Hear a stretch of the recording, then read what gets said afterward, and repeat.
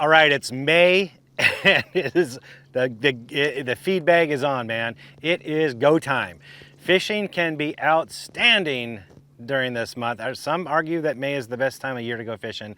I like fishing year round, but May is some phenomenal fishing, primarily because it's all around the spawn, right? So you've got the spawn that happens maybe in your neck of woods. It hasn't happened yet. It usually happens around the full moon.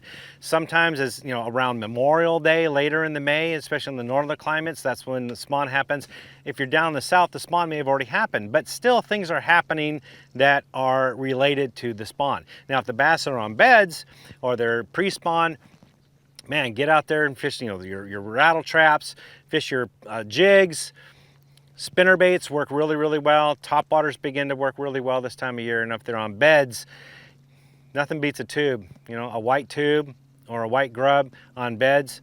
Just be sure that when you catch a fish on a bed, that you take your pictures, weigh them, whatever you want to do, and then let them go so you can finish spawning.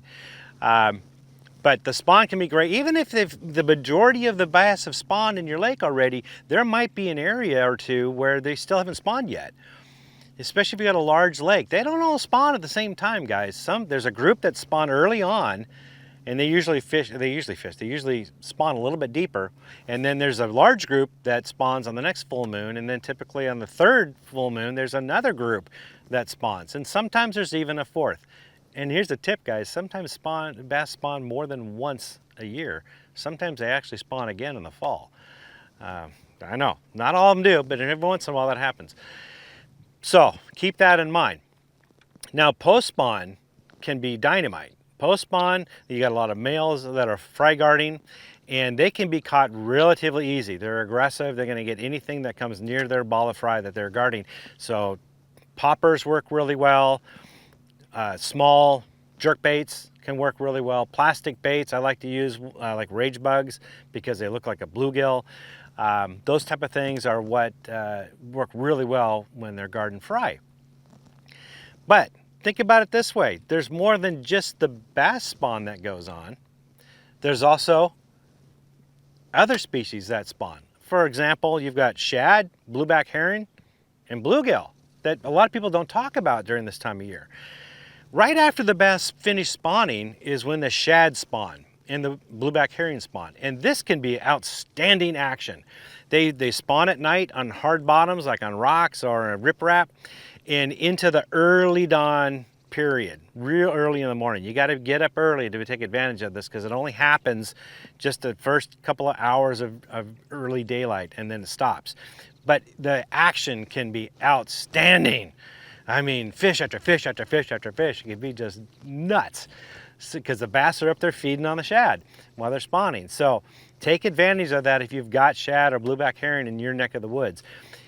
If you don't have that in your neck of woods, there's the bluegill spawn. Now, bluegill spawn more than once a year. They typically spawn 3 or 4 times a year. So what I'm going to tell you here is, you know, of course, look for this right after the bass spawn. You see the bluegill spawn, but it'll happen in the summertime multiple times, and even in the fall. It's easy to find them. You find a big area, and there'll be like these little plate size, looks like pot marks, and they're all within sight of each other. And at first they look empty, but if you look closely, there's a little bluegill right in the bed, and he's guarding it. And there's usually weeds around it. If there's weeds around it, that's where the bass are hiding, and they're going to go and pounce on and harass the bluegill while they're spawning. Great baits to use during that time are poppers. They're excellent type of baits to use. Little soft plastic baits, again, that rage bug, it resembles a bluegill, so I'd be using that. Definitely use that a lot. Spinner baits can work really well too. So those are 3 baits I'd be working on. I see the bluegill spawn. That is, break those baits out and work those weeds around that area. Speaking of weeds, you know, this time of year, weeds are growing. They're new, and they're sprouting up all the time. Every time you go out in the lake, there's more weeds.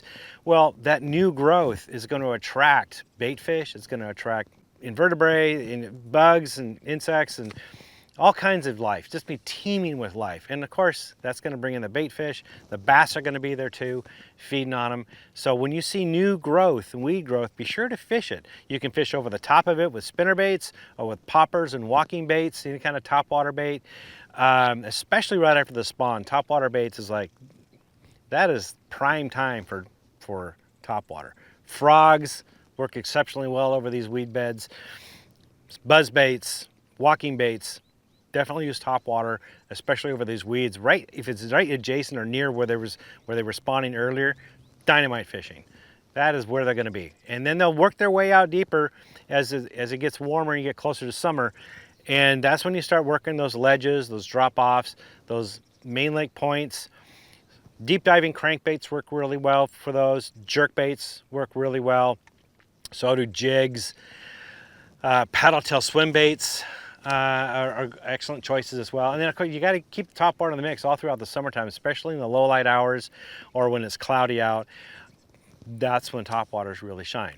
Couple other things to keep in mind. You got to be observant when you're on the water, because that is going to be the difference sometimes between catching and not catching. For one, look for bird activity. If you're going down the lake or if you're on the shoreline and you see birds that are dive bombing in the water or they're all right along the shoreline grouped together, there's probably bait fish nearby. And if there's bait fish nearby, you can bet there's bass near them too. So watch for that bird activity. Sometimes they'll be in an area where you don't think there's any bass, or a place, oh, that doesn't look like it's a good fishing area, but you see a bunch of birds there, they're telling you something different. So watch for bird activity, because that can really lead you to some productive waters. The other thing to look for is the wind. Watch the wind a couple of days before you go fishing, and of course on the day you are fishing. If you've got a good steady wind coming from one direction, that's going to push the zooplankton and algae and microorganisms up on the shoreline or up against a bank, and that's what the bass or the bait fish are going to go up and feed on that. And there's a theme, wherever the bait fish are, that's what the bass will be. So it doesn't matter if you got shad or perch or bluegill, they're going to be going after that stuff if you've got this steady wind. It doesn't have to be a strong wind. Just a steady wind of several days of it, it'll push that up. It used to be, oh, well, wind, if it's blowing on a shoreline, it pushes the bait fish on the shoreline. Well, no, it doesn't push the bait fish, it pushes the food that the bait fish feed upon, and that's why they're there. So watch for that type of thing, and you can find productive shorelines that maybe other times of the day or other times of the year aren't very productive, but when that wind kicks up, it can be really good fishing.